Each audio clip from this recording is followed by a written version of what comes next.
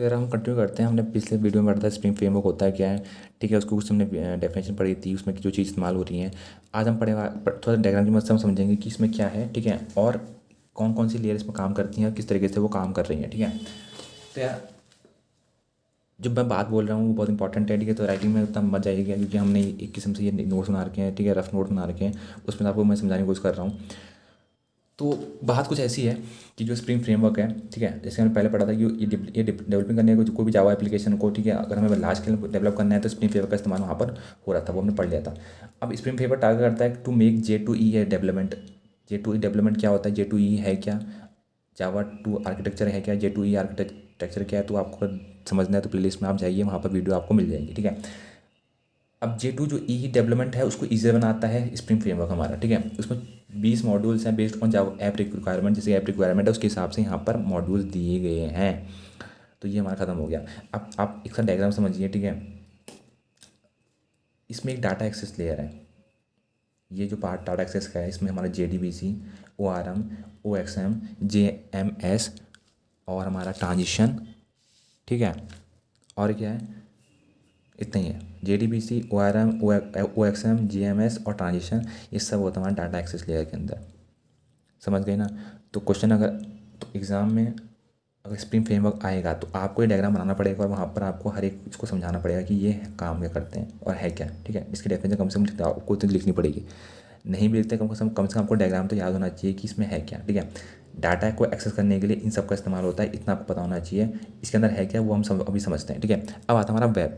Web में क्या है, वेब सॉकेट हो गया, वेब हो गया, सर्वलेट हो गया, पोर्टलेट हो गया, ठीक है। ये क्या काम करते हैं इनको भी देख लेते हैं। इसके नीचे हमारी एक और लेयर होगी, इसमें AOP, ठीक है, जैसे हमने पढ़ा था एस्पेक्ट ओरिएंटेड प्रोग्रामिंग, समझ गए। एस्पेक्ट, ठीक है, इसी का ही पार्ट है। फिर यहाँ पर आता है इंस्ट्रूमेंटेशन, फिर आता है मैसेजिंग, यहाँ मैसेज करना है इसके बीच में, ठीक है। अब आता है हमारा कोर कंटेनर जो सबसे इंपॉर्टेंट है हमारा। इसमें आता है बीन्स। बीन्स हमने पहले वीडियो में पढ़ा था, बीन्स होते क्या हैं, बीन फैक्ट्री क्या होती है। अगर आपने नहीं देखा है तो एक बार जाके देखिए, बहुत इंपॉर्टेंट है, ठीक है। दूसरा आता है हमारा कोर। कोर क्या काम करता है, ठीक है। तीसरा आता है हमारा कॉन्टेक्स्ट। कॉन्टेक्स्ट हमने, अगर आपने ये कॉन्टेक्स्ट नहीं पढ़ा है, ठीक है, तो ये भी आपको प्ले स्टोर मिल जाएगा। इसका बहुत इंपॉर्टेंट वीडियो है, ठीक है। कॉन्टेक्स्ट की तरह काम करता है, एग्जाम में पक्का ऐसा क्वेश्चन आता है, ठीक है।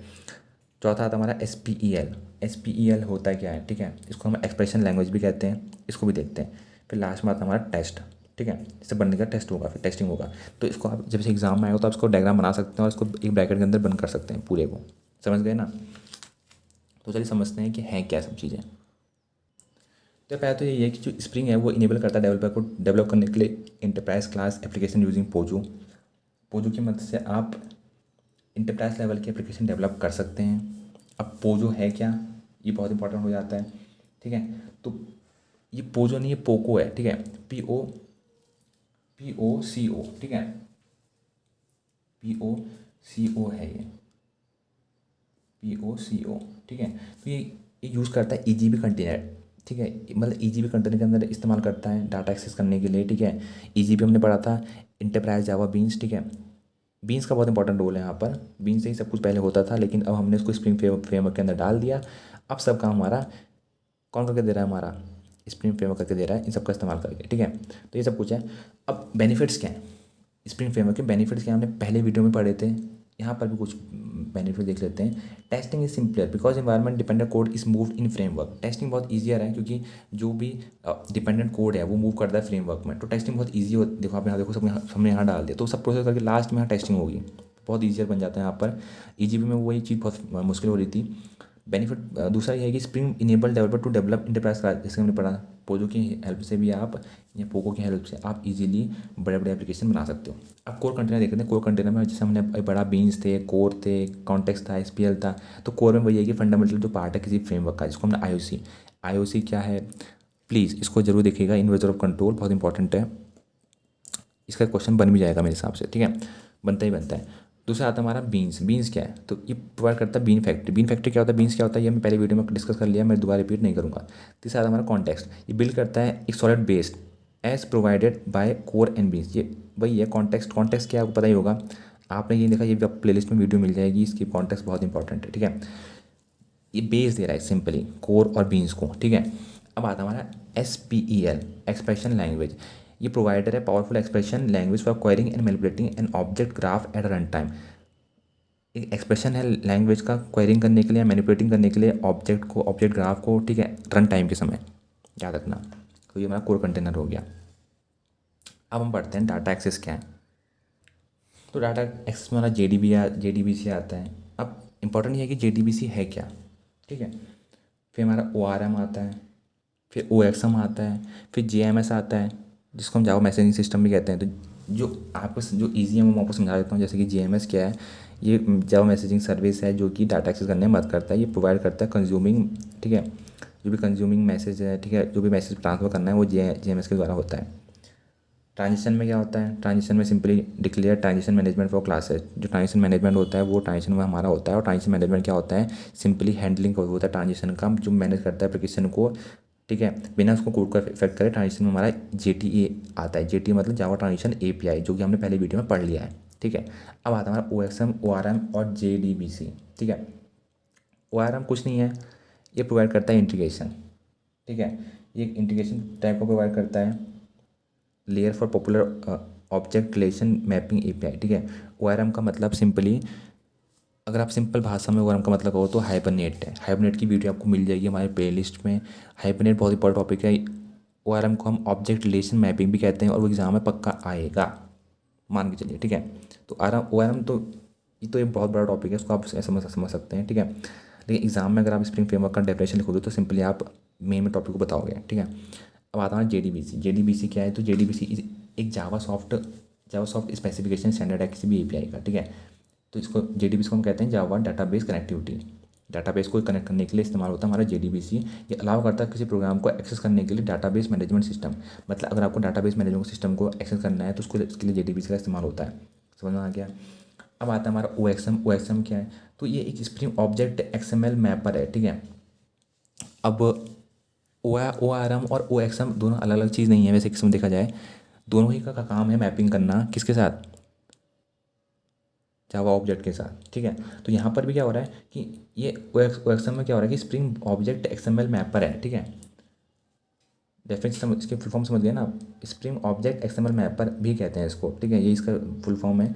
अब ये कर क्या रहा है OXM, ये मॉड्यूल अवेलेबल कराता है, ठीक है, इन स्प्रिंग टू, ताकि मैपिंग जो जावा ऑब्जेक्ट और XML डॉक्यूमेंट के बीच मैपिंग बहुत आसान हो जाए। समझ रहे हो, OXM का काम यही है कि मॉड्यूल अवेलेबल कराना स्प्रिंग को, ताकि मैपिंग आसान हो जाए जावा ऑब्जेक्ट में और वो XML डॉक्यूमेंट में, ठीक है। दूसरा काम यह है इसका मॉड्यूल एक्सटेंसिबल, मॉड्यूल को एक्सटेंस करना ताकि हैंस provide integration with various framework, जैसे कि XML बीन्स के साथ और जो एक्सेट्रा फ्रेमवर्क उनके साथ इंटीग्रेशन हो जाए, ठीक है। तो इसका काम है कि मॉड्यूल का एक्सटेंस करना, ठीक है, तो उसको फैलाना। ये काम किसका है, OXM का, ठीक है। और ORM जिसके हमने बता दिया, ये हमारा ऑब्जेक्ट रिलेशन मैपिंग है, इसको आपको डेफ पढ़ना है। हाइबरनेट बहुत इंपॉर्टेंट टॉपिक है, हाइबरनेट और ORM एक ही चीज़ है। इसकी आप हमारी प्लेलिस्ट में चले जाइए, हम आपको ये वीडियो मिल जाएगी, ठीक है। अब आता है वेब लेयर में क्या है, जैसे हमने पढ़ा था वेब, जो ये प्रोवाइड करता है वेब ओरिएंटेड इंटीग्रेशन फीचर्स, जैसे कि मल्टी पोर्ट फाइल अपलोड, जैसे आप अलग अलग पोर्ट में अपनी फाइल अपलोड कर सकते हो, तो ये वेब लेयर की एक पावर है, ठीक है, ये देता है वेब में। वेब MVC क्या है, जैसे MVC अगर आपने नहीं पढ़ा हो तो बहुत इंपॉर्टेंट है, ये भी आपको प्ले लिस्ट में मिल जाएगा। मॉड्यूल व्यू कंट्रोलर, ठीक है, इसमें स्प्रिंग होते हैं आपकी और ये इंप्लीमेंटेशन होता है किसी वेब एप्लीकेशन के लिए, बहुत इंपॉर्टेंट है, ये आपको प्ले लिस्ट में मिल जाएगा। एक पूरा होल टॉपिक है, ठीक है। अब इसमें वेब सॉकेट होते हैं जो कि सपोर्ट करते हैं web socket based to voice communication करने के लिए, क्लाइंट और सर्वर के बीच में कम्युनिकेशन करने के लिए यहाँ पर वेब सॉकेट आपके दिए रहते हैं। और चौथा होता है वेब पोर्टलेट, जिसको हम MVC इंप्लीमेंटेशन भी कहते हैं। MVC same model view controller, इसको आपको, वही मैं कह रहा हूँ कि बहुत टॉपिक इसमें रिपीट हो रहे हैं जो कि हमने प्रीवियस वीडियो में देख लिए हैं, ठीक है। ऐसा नहीं कि आप सीधा यहाँ पर जंप कर गए, आपको पहले बेसिक क्लियर होना चाहिए कि मॉडल व्यू कंट्रोलर क्या होता है, आप समझ पाओगे कि वेब पोर्टलेट क्या होता है, ठीक है। तो आप प्लीज़ वीडियो देखिए, इसके देखने के बाद, ठीक है, आप इसको देखने के बाद जरूर वहाँ जाइए, ठीक है, पहले इसको कंप्लीट कर लीजिए कि यहाँ पर जो हम पढ़ा रहे हैं, ठीक है। तो MVC, तो वेब पोर्टलेट क्या है कि MVC इंप्लीमेंटेशन है यहाँ पर to use to portlet environment, ताकि पोर्टलेट इन्वायरमेंट को इस्तेमाल किया जा सके। ये क्लियर हो गया ना। अब हम पढ़ते हैं मिसलीज, जो मिसलीज है इसमें EOP होता है, ये प्रोवाइड करता है एस्पेक्ट ओरिएंटेड प्रोग्रामिंग, ठीक है। एस्पेक्ट में क्या होता है, वही जो ये प्रोवाइड करता है इंटीग्रेशन विद एक्सपेक्ट, जो ये भी प्रोग्रामिंग लैंग्वेज है, ठीक है। और यहाँ पे आता है आपका इंस्ट्रूमेंटेशन, ये प्रोवाइड करता है क्लास इंस्ट्रूमेंटेशन सपोर्ट, एक जो क्लास इंस्ट्रूमेंटेशन होता है उसका सपोर्ट प्रोवाइड करता है इंस्ट्रूमेंटेशन हमारा, ठीक है। मैसेजिंग वही है कि इसमें हम एनोटेशन जो प्रोग्रामिंग है, ठीक है, यहाँ से वहाँ मैसेज करना। टेस्ट में वही है, टेस्टिंग स्प्रिंग कंपोनेंट, जो स्प्रिंग कंपोनेंट है उनको टेस्ट करने का जिम्मेदारी टेस्ट के पास है लास्ट में। तो ये हमारा पूरा स्प्रिंग फ्रेमवर्क है, ठीक है।